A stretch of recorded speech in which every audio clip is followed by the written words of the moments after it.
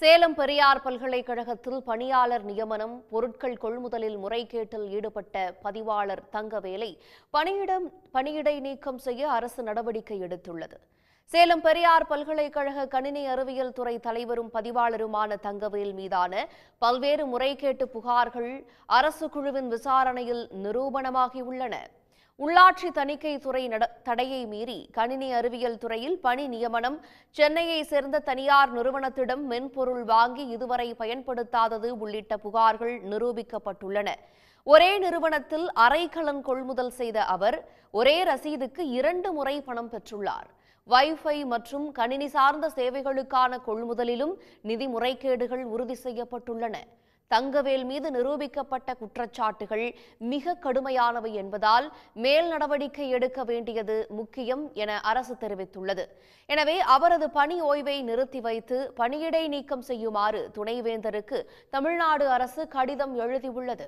ஆனால் துணைவேந்தர் எந்த நடவடிக்கையும் எடுக்க முன்வராததால் பதிவாளர் தங்கவேல் பல்கலைக்கழகத்தில் தனது வழக்கமான பணிகளை மேற்கொண்டு வருகிறார். இதற்கு கடும் கண்டனம் எழுந்துள்ளது.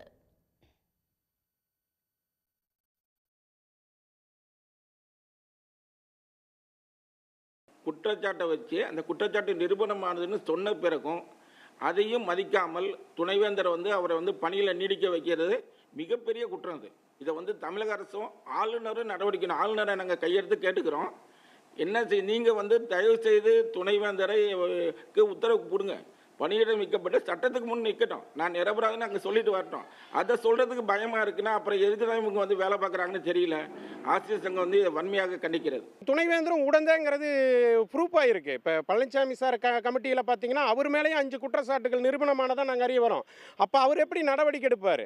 அதனால் தமிழக அரசை கேட்டுக்கிறதுக்கு என்னென்னா, ஆளுநருக்கும் கேட்டுக்கிறது என்னென்னா, உடனடியாக துணைவேந்தரையும் பணியிடை நீக்கம் செய்கிறதுக்கு முயற்சி எடுக்கணுங்கிறது நாங்கள் கேட்டுக்கிறோம். ஏன்னா இந்த அத்தனை ஊழல்களுக்கும் இந்த துணைவேந்தர் பதிவாளர் தான் காரணம்.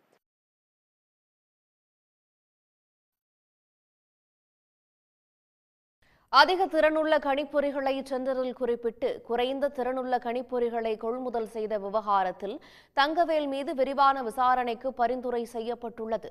அரசின் விதிகளை மீறி கொள்முதல் செய்யப்பட்ட கணினிகள், மென்பொருட்களால் நிதி இழப்பு ஏற்பட்டது பகுதி நிரூபணமாகியுள்ளது. கணினி அறிவியல் துறைக்கு ஒதுக்கிய நிதியை தவறாக பயன்படுத்தியதுடன் தேவைக்கு அதிகமாக கணினிகளை கொள்முதல் செய்து நிதி முறைகேடுகள் நடந்த விவகாரத்தில் விரிவான விசாரணைக்கு உத்தரவிடப்பட்டுள்ளது.